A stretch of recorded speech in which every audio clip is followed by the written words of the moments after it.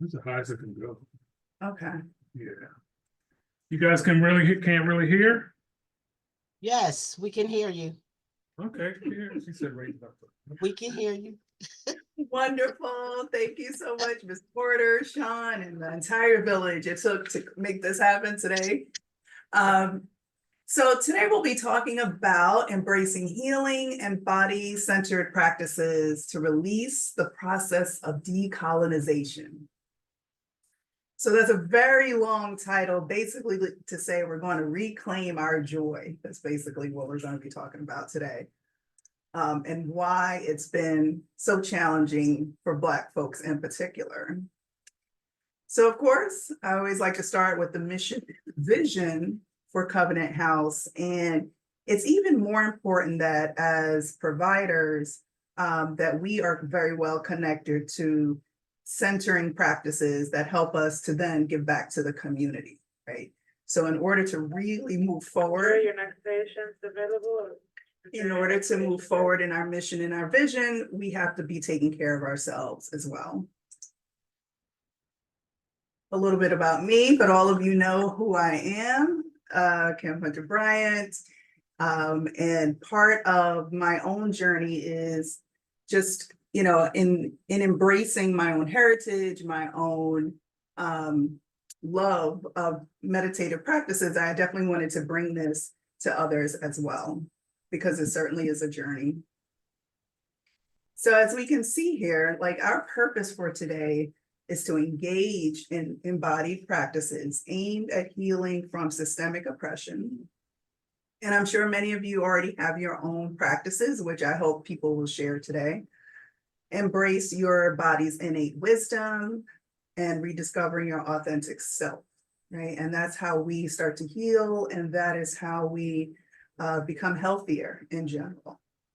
Through deliberate deceleration, because so many of you are always on the go, the establishment of a daily ritual and the establishment of firm boundaries, which I'm fond of, you can reclaim not only your inherent dignity and value, but also those facets of yourself that may have been neglected in the pursuit of survival. So many of us are in survival mode, and I hope that we can move toward thriving. So we'll start with an overview, and we'll set the tone for creating a safe and inclusive space, if anyone would like to share. And then an overview of the impact of systemic oppression on women of color, specifically Black women, and we'll look at Black males as well. So when I say a safe space, we want to create a setting where we prioritize a safe and inclusive space and where everyone is valued and respected. So there may be times when you have something to share, and just be mindful of everyone who is watching as well. And we want to have a conducive and open dialogue so we can share our experiences. And so we want to hear everyone's perspective. Everyone's on their own journey, but we want to assure you, or I want to assure you, this is a welcoming space for Black people to explore and heal. I always like to create an atmosphere that encourages vulnerability, mutual support, and a sense of belonging, allowing participants to engage with authenticity and trust. So as you are on your own individual healing journey, it will impact the workplace as well, right? So the safer you feel, you can create those safe spaces for others as well. So let's talk about the impact of systemic oppression. So systemic oppression is rooted in historical inequalities, which most of us know, and manifests in various forms such as racial discrimination, economic disparities, and limited access to resources. Part of the reason why we even exist here at Covenant House, to counter those. Black women in particular experience how intersectionality has compounding effects of oppression and contributes to disparities in healthcare, education, employment, and overall well-being. This complex interplay negatively influences mental health, self-esteem, and the ability to reclaim agency over their bodies, emphasizing the urgent need for targeted interventions and empowerment initiatives, which we are doing here at Covington House. So as you can see, there are many ways that bodies are colonized, right? The idea of colonization means that there's control over physical space. So systems of oppression have always dictated where we can go, what bodies can do. And that looks like segregation. It looks like restricted access to resources, different levels of confinement, and limiting the movement and autonomy of individuals, Black, Brown, and Indigenous cultures. There has been biological and medical exploitation, which we've discussed in previous seminars. The medical field historically and presently has been a site of oppression. There are still many struggles Your next patient's with ready. folks not getting the care that they need. And this has been, as a result, we can see the disparities, and we know the data around Black maternal health. We know the data around diabetes. We know what that looks like. There's been a history of unethical experiments, forced sterilization, and currently there are biased healthcare practices based on race, gender, and other social identifiers. Other ways that bodies are colonized is through cultural appropriation, right? So a lot of cultures often will pick and choose aspects of Black history and Black culture that they want to use and sell to the public, while also demeaning Black folks on any number of things, but making money from it. There's violence and policing that most of us are very familiar with. So oppressive systems definitely use physical violence, including police brutality, and it's a way of controlling and suppressing our bodies. This violence reinforces power dynamics and perpetuates a sense of fear and vulnerability. So we know that once you put people through these types of systems, there's a serious health decline. We can see the impact through lineage, right? So there's economic exploitation, how people have made money off of Black folks, right? Creating wealth disparities by limiting access to education, employment opportunities, and basic necessities. Other ways, social stereotypes and stigmas. Oppressive systems create and perpetuate harmful stereotypes around the world, and stigmas associated with certain bodies. This leads to discrimination, marginalization, and the internalization of negative self-perceptions. So how we see ourselves certainly is rooted in the way oppressive systems want us to view ourselves, and that also leads to more health concerns. And last but not least, legal discrimination. Laws, there are many, many laws and policies that are used to enforce oppression. Discriminatory laws restrict rights, limit opportunities, and contributes to the systemic subjugation. So it's all designed to keep us in our place.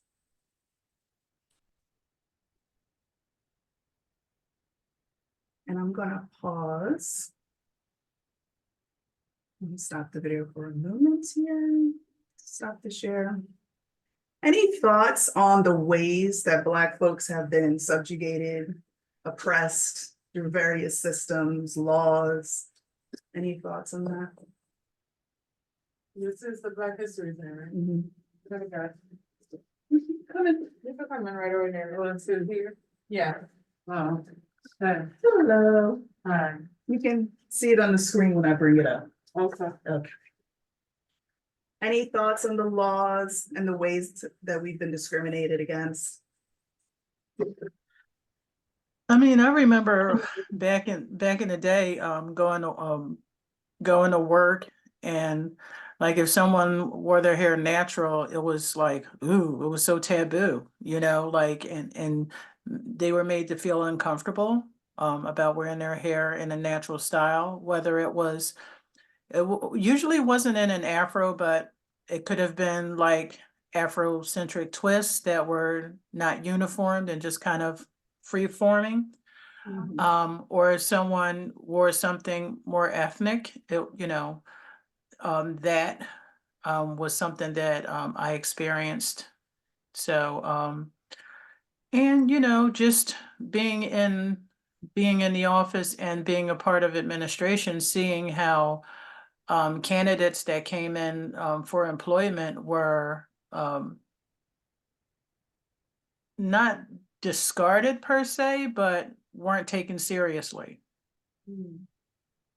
And if I can just piggyback on one of the things, because when you mentioned that, it just reminded me. I remember going on an interview, and because of a person's name, Yeah. it was the name. And since the other young lady had a more traditional name, it was like they was leaning more towards her. And in addition, I just found out the judicial system, you be charged as a white or a black person. It can be same crime, but depending on the color of your skin, changes your time and your sentence that you're given, which I find crazy. I've seen it.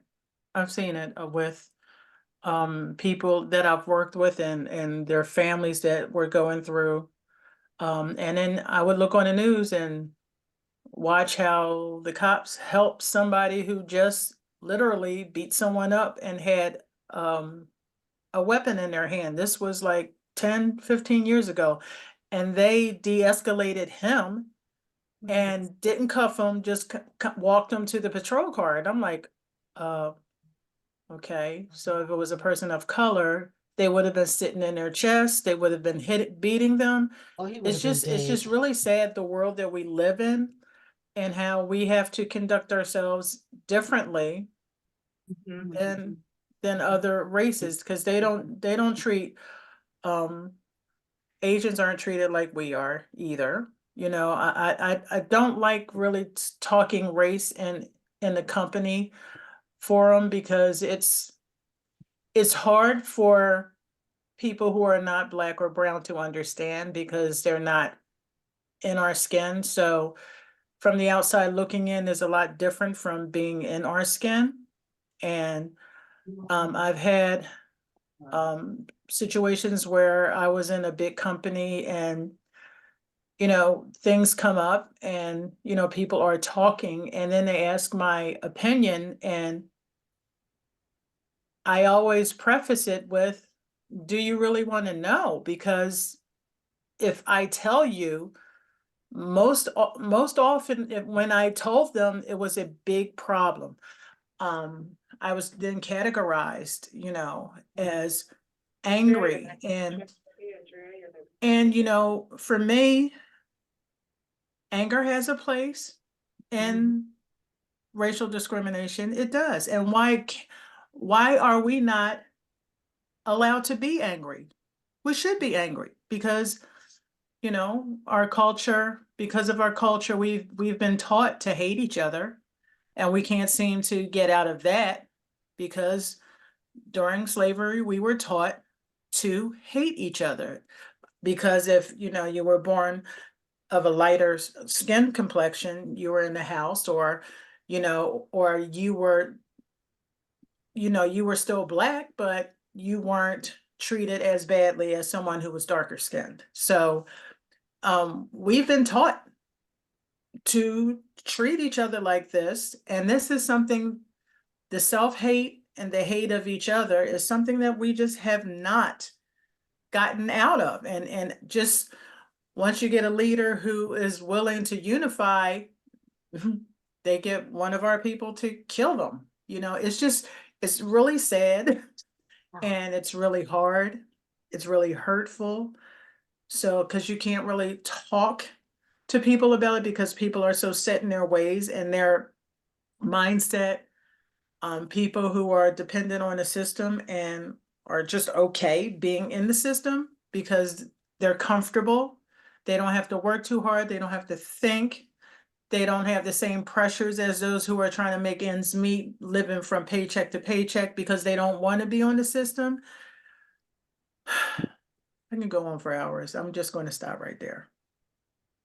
I want to say that as a mother of two Black sons, that is like the scariest thing to live with. Yes.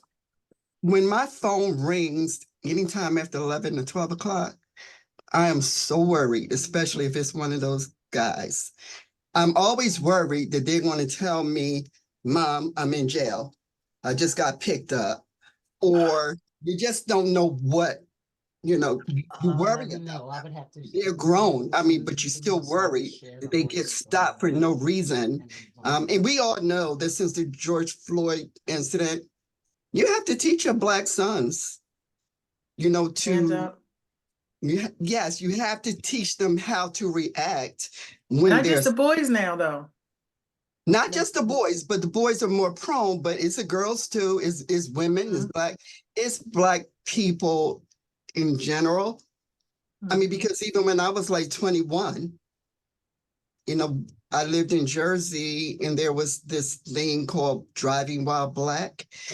And, people were just getting stopped just for no reason and arrested for no reason, just because of their skin color.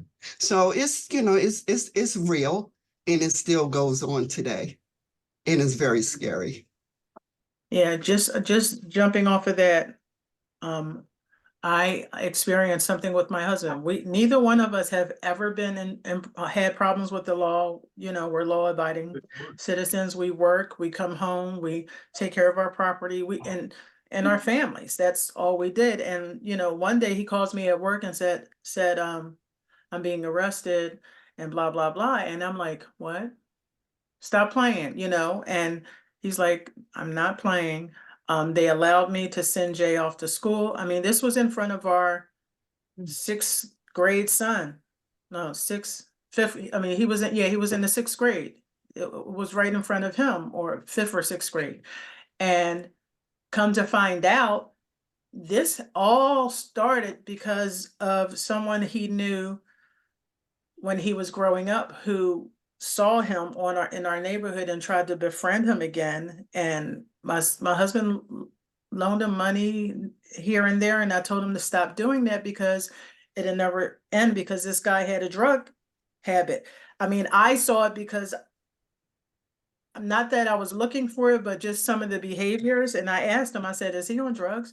And he says, I don't know, maybe. I'm like, well, just stop, because you're not a bank, you're not ATM, and I don't want him to think that he can just keep coming here. So when my husband cut him off, stopped answering his calls and everything, the guy actually came to our house. And my husband was on disability at this point because he was in a car accident. So he couldn't work. He was physically unable to work. The guy literally pulled him out the house and started hitting on him, leaning on his back, because that's where all his problems were, trying to hurt him. And my husband,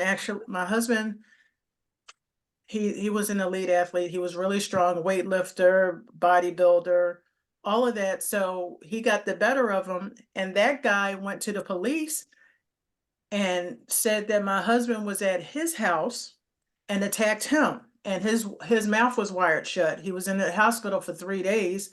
But we don't know whether my husband did that, or someone else did that, or he paid someone to do that. We don't know. But all we know is my husband was in that system. I had to bail him out. And for 2 years, almost 3 years, in and out of court until the trial. And just seeing that and being a part of that is so demoralizing, number one, because you're sitting across from, and of course, our lawyer, the first lawyer we had told him to take a plea. And I'm like, for what? So already I have a Black lawyer who's telling my husband to take a plea for something he was protecting himself, in our property. And he was told to take a plea for protecting himself. And I fired that lawyer on the spot. And I went and got another lawyer who knew the ins and outs of criminal law and all of that. And my husband was cleared of all wrongdoing and everything, but he was a Black man. Okay. It was between two Black men, but the first one who went to file the charges, the other one gets it. And then you have the burden of proof to prove that you were not in the wrong. And that, to me, it's just like the legal system needs to be overhauled anyway. It's just, I don't know. It's sad. I have a 19-year-old son, and I try not to be a helicopter mom. But it's scary. It's really scary out there. My son is very soft-spoken. He's a nice young man. We taught him well. He's very respectful. So, but that doesn't mean anything. If wrong identity, someone mistakes your identity, and then you're in jail for something for a crime you didn't commit, and then it takes the system so long to expunge your records. It took them a second to book you, fingerprint you, and give you a record, but it takes so long for them to expunge it out the system. It's sad. Thank you so much for sharing that. Say something, Ms. Reed? No, I didn't hear. Okay. All I right. couldn't get it on my Zoom, on my team, so Oh, sorry about that. I'm glad to see her face. So at this point, we can definitely start defining decolonization and the importance of that for our bodies. Recognizing colonized narratives and body images and historical perspectives, which I would appreciate your perspective, on oppression and its effects on the body. And the reason we do this is because we want to start unraveling and challenging what has been those seeds that have been planted generationally and throughout the culture. And decolonization in the context of the body is a transformative process. It doesn't happen overnight. It takes intention, it takes commitment, and it involves, just undoing the deeply ingrained narratives, norms, and expectations imposed by oppressive systems, and that continue to get fueled even within the culture. It encompasses the conscious effort to reclaim autonomy. So understanding where you start and where you end and where systems have played a role in how you move, to liberate yourself from these influences and these stereotypes.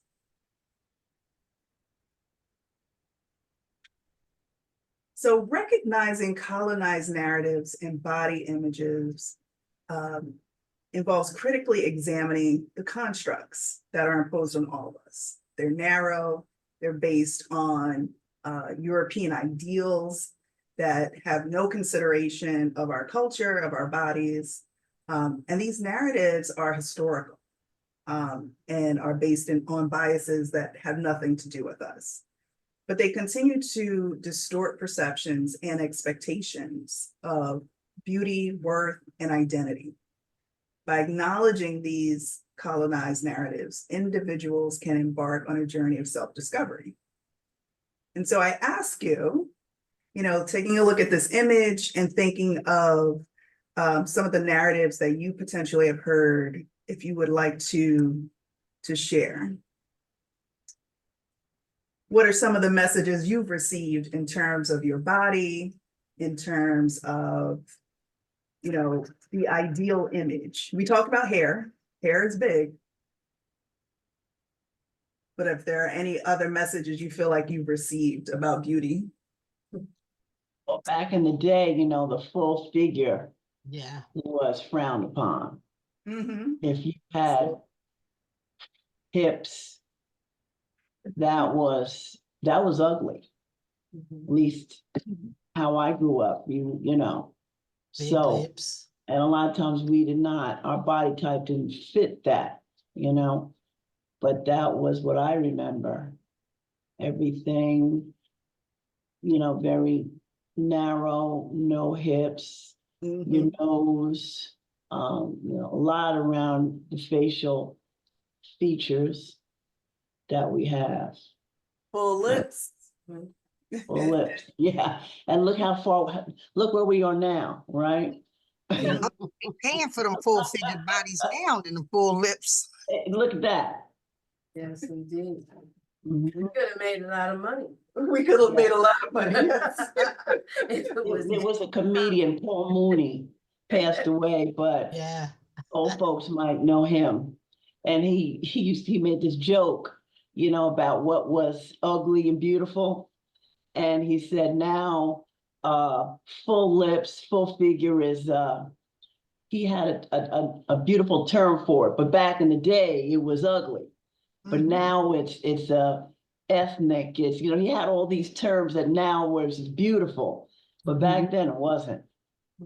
Right. Also. Now they changed the letters for fat is the PHAT is now pretty hot and tempting. Yes, that's right. Oh, I like that. I want to talk about Christy Copeland even more recently, the ballerina. She has talked about and written about how she was omitted from major companies because her body type was not considered to be appropriate for a ballerina. Now she's the world known as one of the best. That's right. But she took a lot of that hit, but she didn't internalize it. And that's what you have to do, is not take it and internalize it, because if you do, what happens, you begin to believe it. It's not bad hair only, bad lips, bad nose, bad. Yeah, right. It's everything. You know, and then it was always something was wrong with us when you tried it on clothes. It's oh, well, you have too much. Well, as opposed to the designers, which are now recognizing the change, especially in some of the better clothes they're doing. Right. And it's interesting to look at how it's evolved over time. If you look from the 70s, 80s, 90s, throughout the 2000s, and it had to be that the Kardashians come along, right? Who, though they themselves are quite ethnic, they do not identify as such. They mostly identify as white. That they felt like that they would appropriate from the culture, the things that they love the most, and then embody that and then sell it. Right? So there they are with the full lips, the wide hips, the padding, you know, and now they're billionaires off of it. Right. Right. And Black women are still criticized for their body types. So if you're looking at a Cardi B, Megan Thee Stallion, there's still critique over their bodies and how shapely they are allowed to be, right? So there are always others defining what is acceptable, what is okay, and who's going to make money off of it, and that hasn't changed at all. It hasn't changed at all. No. As you mentioned hair, I apologize for being late, but as you mentioned hair, the companies who are selling the hair, making millions off of hair instead, they won't even sell to those who are. I went to a convention was for Black millionaires, and they were talking about how hard it is to even get into the industry, and they're making a lot of money. Right. And even when you purchase it in the stores, there are very few persons of color, even in the the salespersons, and so they may have one, but there's something they still don't know.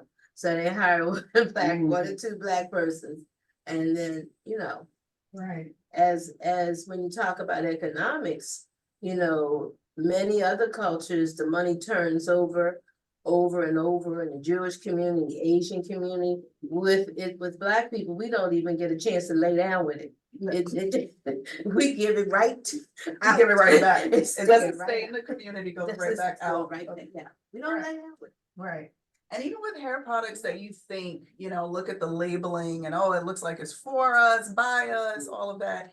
Oftentimes it's owned by a big conglomerate, right? Because once somebody comes along, like a small Black business owner, and they create something really wonderful for Black hair, these companies get wind of it very quickly. And if they see that you're on the rise, they put out that package, we're gonna buy you out. And of course, you know, you gotta think of your family, your lineage, your legacy, and so they take the money, but then it's Procter & Gamble that owns these beautiful hair products, right? So even when we try to hold on to things, there's all this temptation because there just isn't enough economic power in the Black community to really sustain something for years and years. It's very difficult. Yeah, and they get to influence the beauty standard.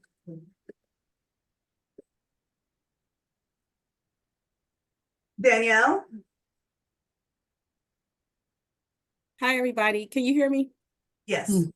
I just want to share something interesting that happened to me years ago. I was actually working in corporate America. And I remember me and a couple of my friends, we went out for, you know how you get like the 15 minutes break before your lunch or something like that. So we just went downstairs, and it was down like 16th and Market, but we were on like 17th Street side. And I remember, and I had my hair actually in braids or twists like this. And my back was turned towards the street. So I'm facing my two friends. And there was these other two guys that was walking down. I only realized them once they came up to me. So it was two white guys in suit, they were corporate. I just felt my hair like this, being pulled like this. And they were like, oh, this is so interesting. This is different. I didn't want to like snap out. And so I felt like I had to like kind of still remain calm and like, okay, thank you. But I kind of like pull my hair back because, you know, first of all, most Black women, you just can't go, they like grab the hair and start saying, this is interesting. Wow. And I'm like, what am I, a dog or something?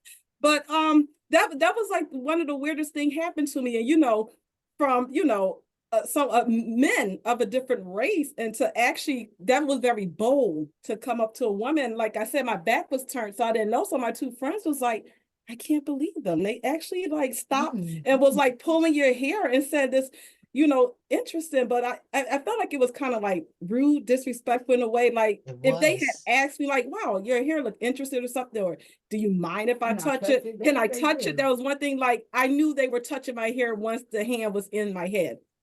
And I was like, you know, and even I think when I got home, I told my mom, and she was like, no, that shouldn't have happened. That was like really like disrespectful, you know.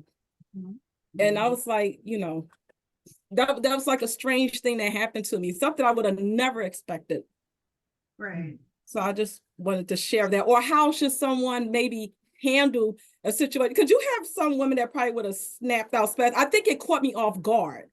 And it was just one of those weird moments, like, okay, what you do? And I'm just like, okay, thank you. But I had to pull my hair back because it kind of made me feel uncomfortable. Of course. That was an invasion of your space, Right. of your body. And what is that perspective where you feel like you can walk up to someone and put your hands in their hair? Right. That means you're not really regarding their humanity or their private, you know, their space. I don't think there's a perfect way to handle that situation. It's very personal. Well, there's some perfect ways, but it might may not perfect. But I think there's some ways it could be handled. But the issue, I'm surprised it happened to you, Danielle, because it happened years ago with me, and I thought people had come much further than that. But clearly, sometimes people are interested, and their interest takes over. And we have to just let them know. We have to educate. We have to let them know. Yes. They Whether were you meant to teachable do it, moments. whether you meant to hurt, but I'm sure those same men would have been very upset if someone had done the same to their wife or their girlfriend. They would have been, but they don't always, some people aren't able to reverse it to why it's inappropriate for this person, but it's not inappropriate over here. So you have to educate right on the spot, you know. And you can do it without necessarily getting into a fight. Some people can, but it could have been a real bad situation for others. Right. But I try to do that, you know, when I went to, at our, one of the other organizations I belonged to, we had a very festive ball and so forth. And I would always wear a dressy African outfit. And they would say, oh, we like your costume. Oh, And I had to educate right on the spot. right. I shook almost 1,200 hands as they were coming in for fundraising. And I would have to educate them. I said, no, it's not a costume. It's a part of my cultural dress. And because I'm of African descent, I like to dress this way sometimes. And, you know, they said, oh, I didn't mean it. I'm sorry. But after I did it with 1,200, almost not everybody did it. The next year, I didn't only have 1, 2 people, because they passed the word to other people that don't call her outfit a costume. Right, right. So, that, you know, you can do that without being, you know, all over the place. Right. Yeah. There's definitely a way to handle these situations. And, you know, if you feel like you're in the mental space to educate folks, then do so. If you don't feel like you're quite there, then, you know, you can create a script for yourself, for sure. So Just before we start resume, it happened to me as well, Danielle. Someone touched my hair and I kind of just took it out of his hand. I said, my hair, if you want to touch my hair, please ask for permission. Right. And then he was like, well, it was actually a female, not a male. And I said, how would you feel if I just walked over and pulled your hair and said, oh, it's so silky. And she was like, I didn't mean anything by it. I said, but would you have done that to someone else? You know, you know, I was always deemed, you know, I've always been very direct. So it's hard for me not to be direct, you know. It's just, you just have, your delivery system has to be, you know, something on the acceptable side and not aggressive, so to speak. I'm not aggressive, but I'm not meek either. Right. So I fall somewhere in between so they understand they've crossed the line and not to do it again. Right. Yeah. Thanks, Karen. I'll give you a pop quiz later, Danielle. We'll practice. Okay. Okay, so going back to the screen here. And just to give a heads up, some of the images that I'm about to show are a bit disturbing, so take a breath, please.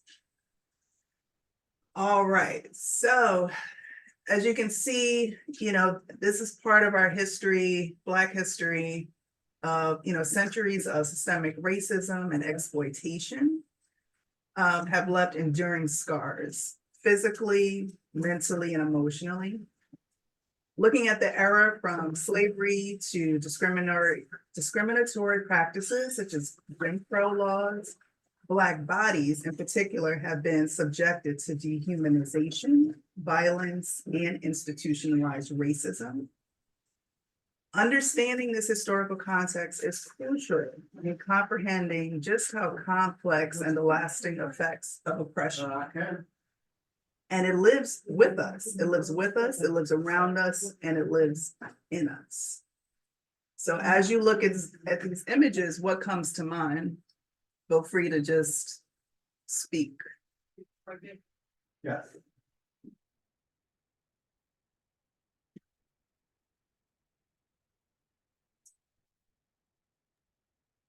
Well, A lot of pain. Yeah. Okay. You see the two pictures to the right. You know where the black women are taking care of the white children. Mhm. You know, and they probably have children at their home that they have to forsake taking care of their children and take care of their children. Mhm. And then the scars on the man's back tell us he was. I got him so many times. Well, this disparity. This heart wrenching in all the pictures. Yeah. I think it's really important to just not forget what it looks like. Somehow we have the words, but the images are really powerful and are a reminder, right? That you can't just shake this off. You cannot shake it off. It lives with us. And so this is part of where our pain comes from, is what our ancestors have experienced. Yeah, and that one bound in the necks and then the Mhm. top ones bound by chains. You know, no freedom, just being treated horrible because of who they are on the outside. And Taken they, yeah, advantage of. taken advantage of, and the original wet nurse, right? What's significant about the picture in the far left of the man with the scars? Mhm. That one of the treatments was to put, it wasn't called treatment then, it was to make it worse, that while the open wounds, they rub salt Mhm. on the back so that they would really feel the pain. Mhm. The good part about it, the salt probably protected them against infection. So, Right. you know, I don't know, but a lot of them could have died just from the injuries. But they rubbed salt, if you read in some of the details of some of that.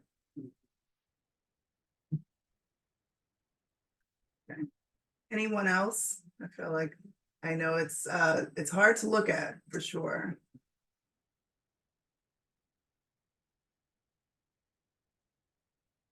These images mean anything in particular, feel free. Okay. It's infuriating, I know.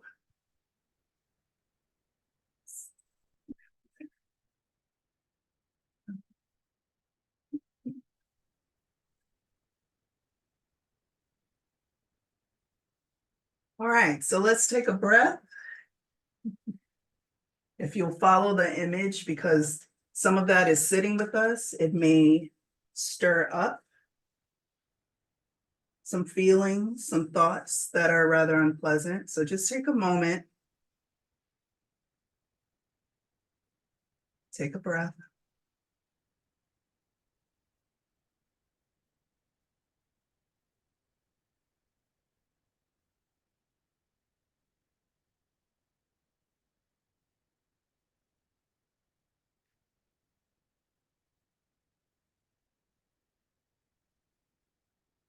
And now thinking of just our legacy, our history, we also are quite a resilient bunch of folks. And living with us with the pain, the trauma, there are cultural practices that have helped Black folks to survive. And we don't want to forget that. And I know a lot of individuals have their own practices, whether it's through prayer, whether it's meditation. And so these are just some ideas of body-centered practices, but I would love to hear what you all do to center yourself and ground yourself as you deal with, you know, you have to go out into the world and judged on so many different things. How do you, when you come home, what helps you to breathe and be grounded?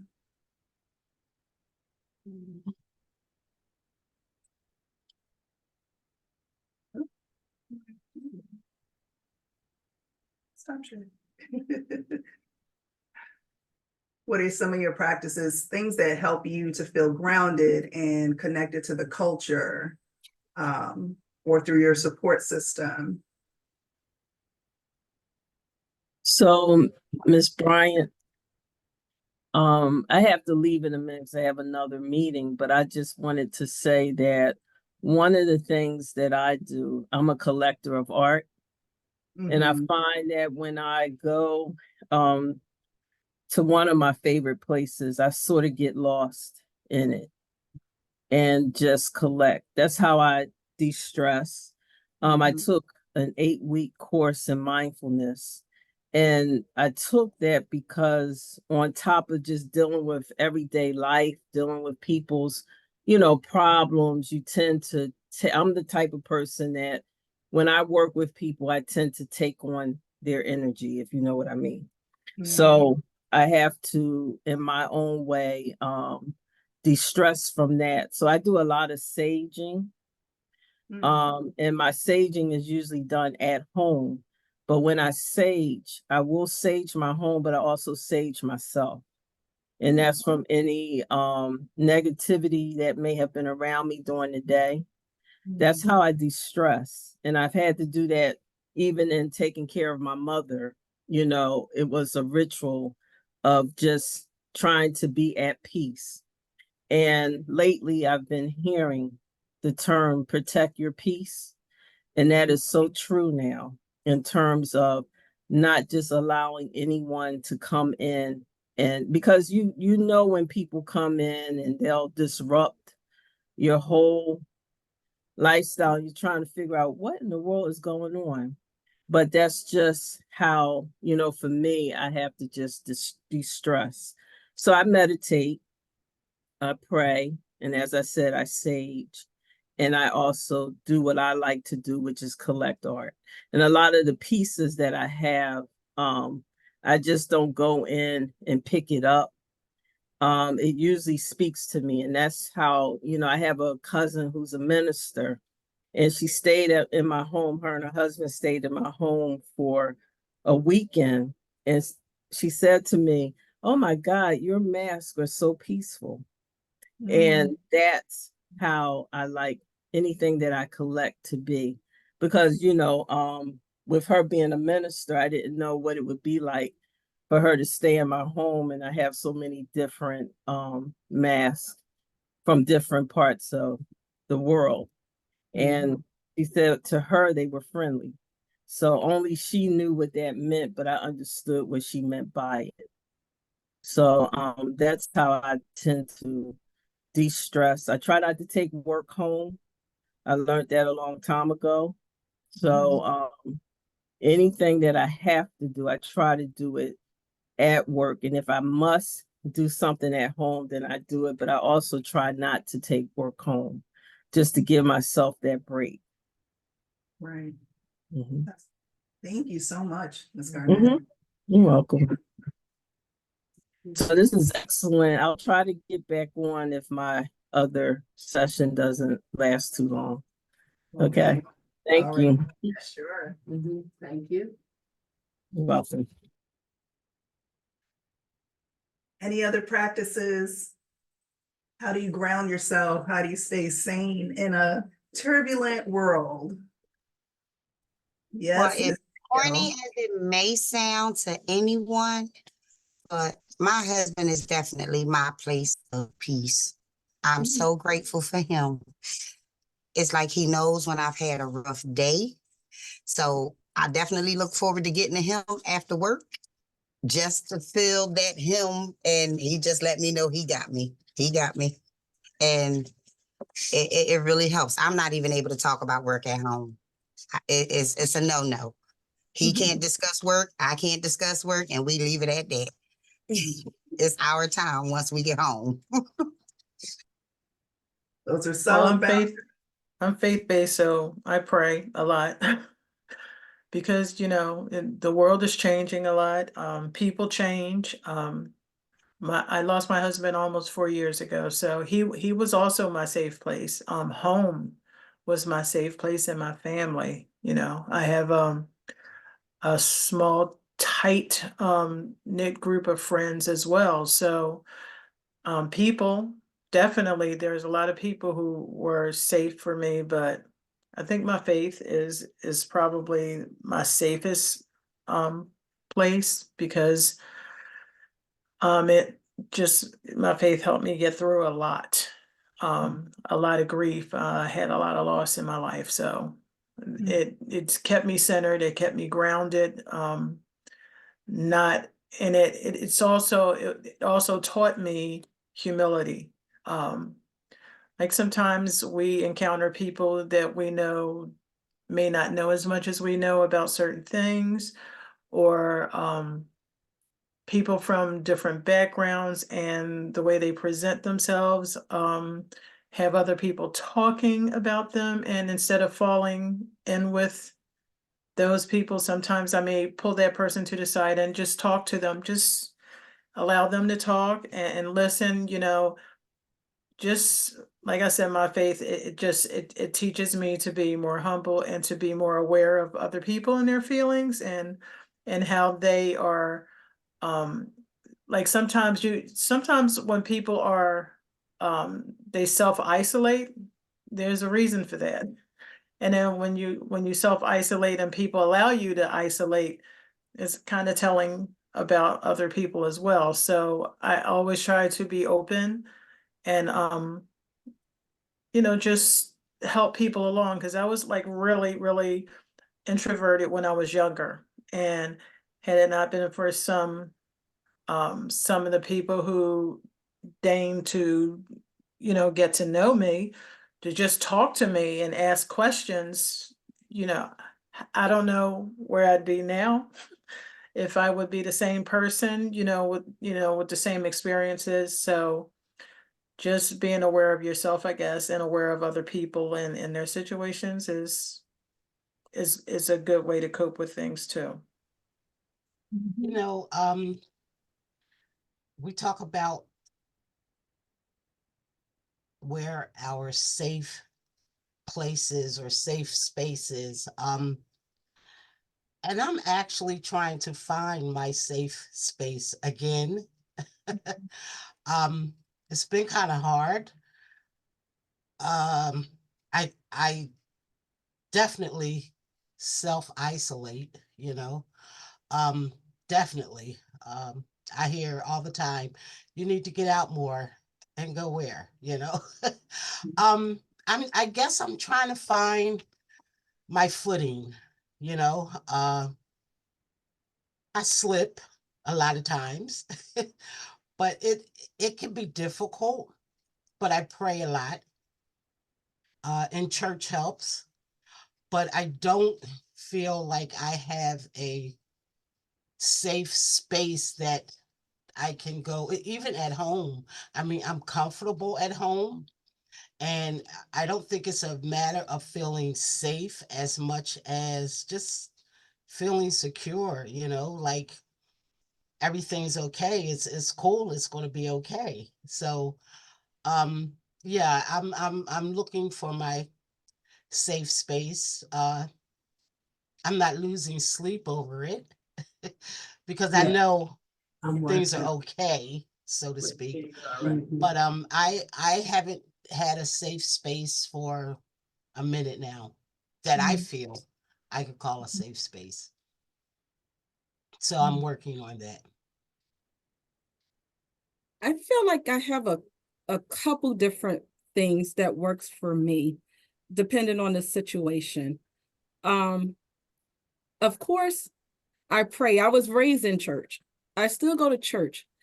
And I used to ask my mom, like, why do you pray so much, Mom? Like, she was always praying. She was like, because that's what give you peace. She said, sometimes you just have to go to God with different things. I felt like I understood it later on, probably late 20s.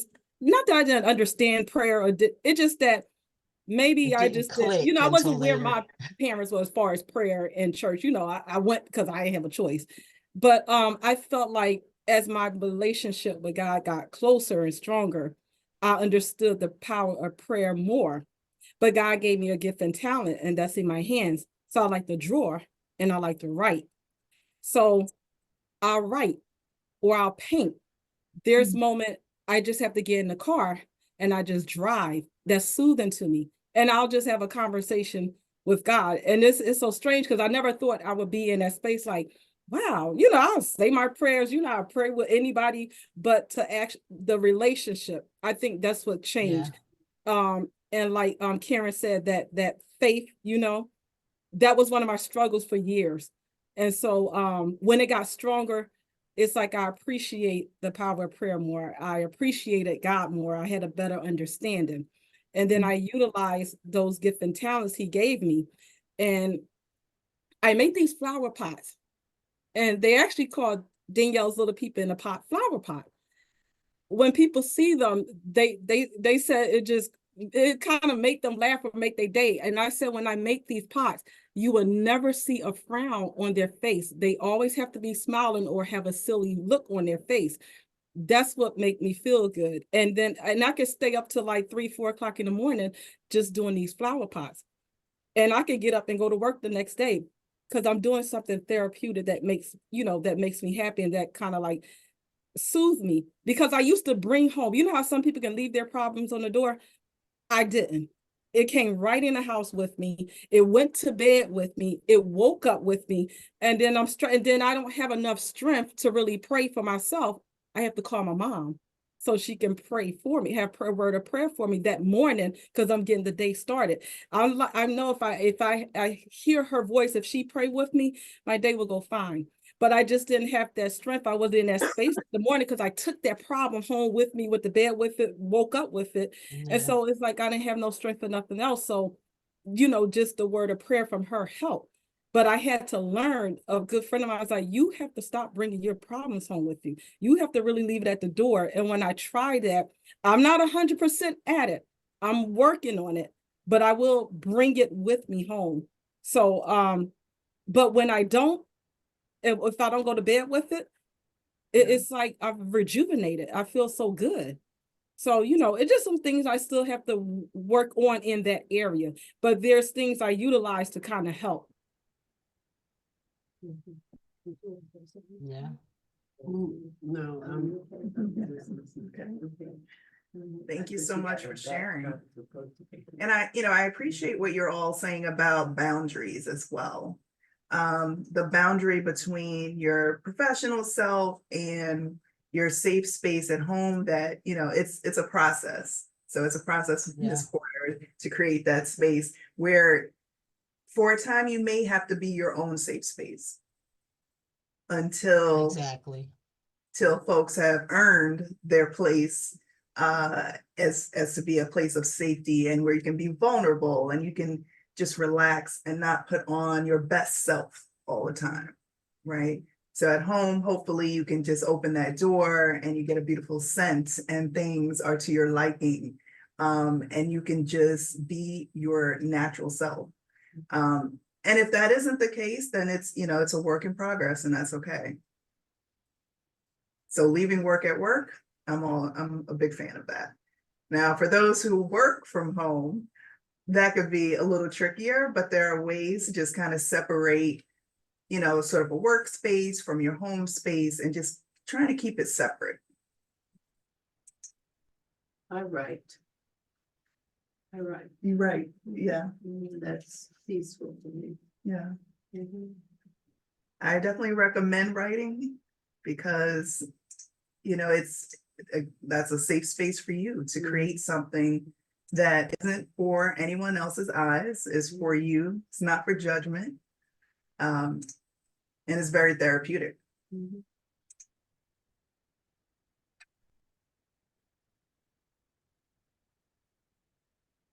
So as we're talking about creating that safe space and the reason that we have to create areas of our life where we feel safe and make connections with people is due to the intersectionality that happens. So for, and I'll use Black women, the things, if you look at all these arrows, I'm sure you can point to, yes, I've been judged in all those areas at some point, right?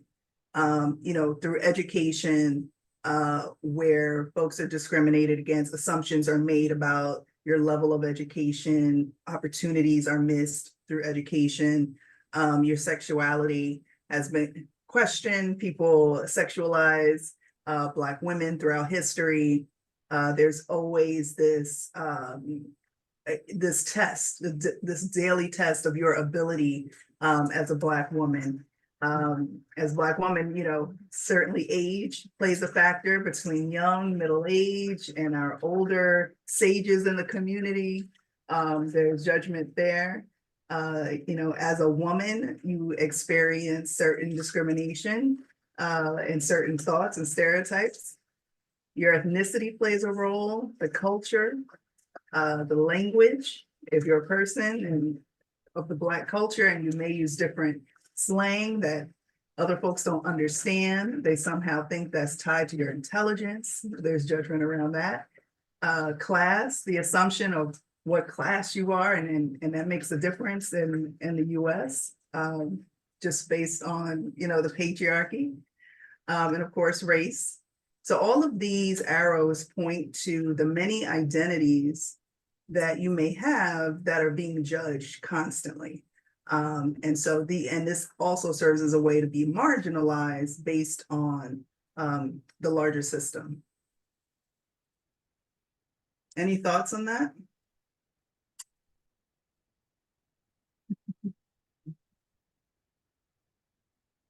So we can talk about a few strategies. We always want to end on a positive note here. So strategies for body positivity and self-love, because it starts with the individual and how do you create that for yourself. So think about and consider, cultural affirmations and representation. What do you have surrounding you? As Ms. Garnett pointed out, like she keeps artwork, African artwork that speaks to her as a visual, right? That's a visual representation of your roots, of what you're connected to, right? That's very positive. Self-reflection and affirmations. So journaling, do you write, your art that you create is a reflection of you. If you're able to put that, and use your hands, that's very powerful.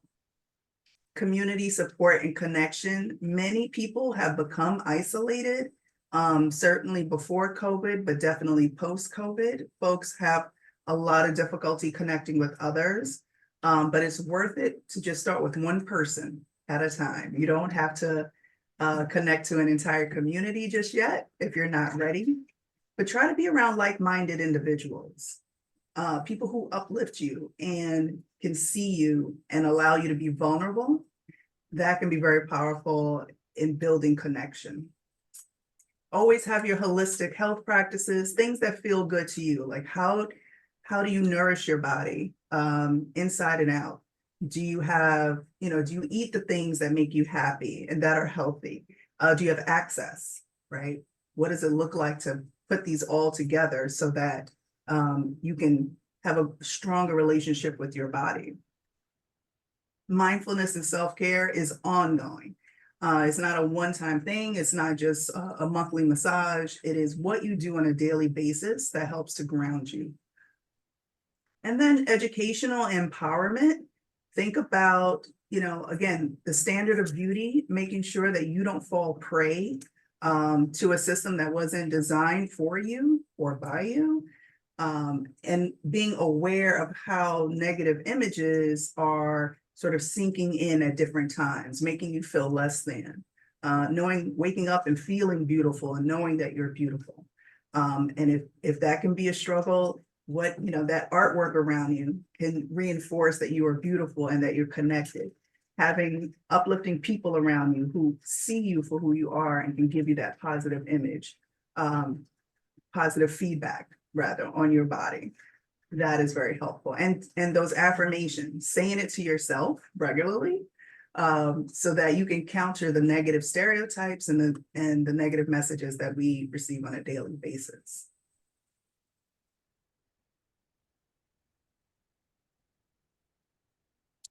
All right.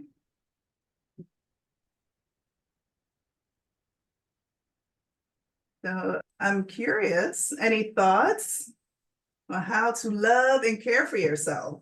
It's ongoing. It doesn't stop. I integrated in my work with the people that I work with. Yeah. I don't know, was someone speaking? Yes, I integrated. Miss Drayton is speaking. Oh, okay. I just integrated in my work with the people that I work with. It is a given because most of my patients are of African descent. So there's some known things that I feel are important. So I integrate it in the of self-care, but also that's how valuable they are, no matter what the situation. That is a part of my practice, and it's not something that I make up. I find something wonderful about everybody. Right. Even people who stimulate us the wrong way also motivate us. You know, so I really believe in that process. So I find it's helpful, but then because I'm doing it with people that I'm working with, then I'm also mindful of how much I need it as well. Right. So Yes. that is essential because we want people to care. We want people to be compassionate and so forth. But the sessions that also point to what we need sometimes can get put on hold. Right. Right. So That's right.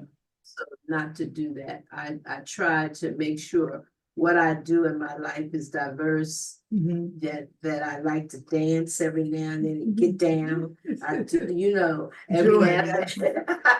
Yes, have some joy. in That's your life. right. I write for myself, but I also do poetry. You know, I just find different things that excite me. And it's not uncommon for me to integrate some of that in my work. In African descendant social work practice, that's certainly something we begin with, trying to make people understand that they're not the way people define you. Right. And so Right. that's where I'm at. Yeah, you get to define yourself, and I love what you're saying about the integration of the personal and the professional. Right. Of course, there are boundaries. Most definitely. However, if you're able to build your own rituals and your own ways of being centered, then when you come into Covenant House, then you're naturally grounded with folks who may not be there yet, right? And so you can model for them healthier ways of thinking and behaving and being. But if you don't have yourself okay, it's hard to do that for other people. Yeah. That's right. You know, and just piggyback on what you were saying, Ms. Drayton and Kimberly, you know, this is so important for us too, because of the work we do. And, you know, you were saying celebrating, being around people that can celebrate you and value the work that we all do, you know, is very important work. And we work with our own people who are many times devalued. And our work is also many times devalued because we're not working in some fancy practice somewhere or something, you know. We're working within the community to help our own folks. So we do have to add some time to celebrate what we do and appreciate each other for this important work. Last night I was on it was a book read. A young woman, she did some research on Black nurses who were involved with curing TB for a lot of African American patients in New York City. And it's so much so that they now are putting together a whole tribute about that. But in that story, it was the same as it resonated because it's kind of like us. They were nurses. They had to fight, of course, to get their education. And then they were not allowed to work in other environments, you know. So they worked with the sickest of the sick that no one else wanted to treat, you know, and TB was so contagious. But there they were, and they, you know, dedicated their lives. And these are the types of things that we do for each other. But either we don't take credit for the beautiful work we do, or others don't, or both. So I think a part of that has to be us taking time, you know, like you said, Kimberly, and take a breath and step back and look at what we really are contributing and how really important we are. you know, as a way to kind of center ourselves as well. That Absolutely. Lynette?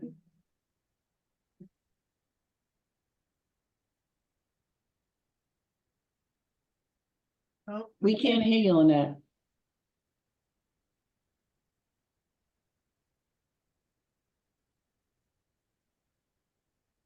oh, maybe it's your audio.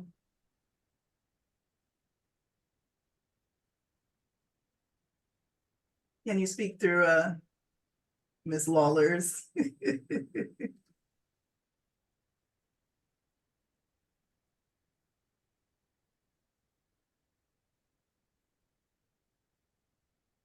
Can you hear me? Yes. Yeah. I said, as far as affirmations, I find that like reading Bible quotes, and I have them all around.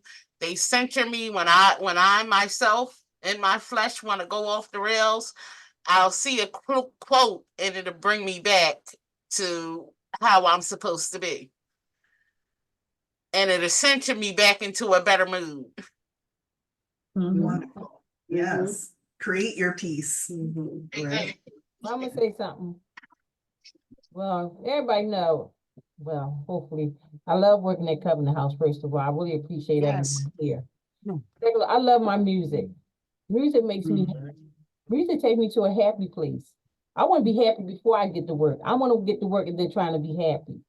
So I listen to my music, you know, cleaning, put on the good music, and just I be in my zone, you know, I block everything out, and that's my peace. That's where I'll be happy. So that's what I do. I love cleaning. That's like therapeutic for me as well. So, and music, I really love doing that. And also working with Covenant House and patients as well. That's a big factor too, you know, do something to help someone out. You say, oh, wow, that really turned out to be a great day. And you take that home with you, you know, it's not work, but it's just like appreciate that you help someone else out. And that's a blessing, you know, that I love doing as well, helping out other people in need. So that's happy. Thank you. Thanks, Mark. Thank you. Absolutely, music. Part of the culture. Significant part of our culture, of the Black culture. Well, thank you all so much. You've been amazing. And just to share with you all, you may not be able to see this. Wait, where's the camera here? I'm gonna show. So I have some books that if anybody wants to borrow. Am I up here anywhere? I can't see myself. Books. Yeah, they can see it. See right there. Some wonderful books that you may want to try. So one is Decolonizing the Body, Tips and Tricks, basically. Black Women's Mental Health, if you have some questions, want to peruse. One of my favorites, Rest is Resistance. I highly recommend that. And last but not least, My Grandmother's Hands. Oh. So I have these in Lisa's office. If anyone wants to take a look, please do come by. Make them a part of your collection. Nice. All right, thank you all so much. Thank you. Kimberly, you should have a book club too. Yes, I may start one. We need it.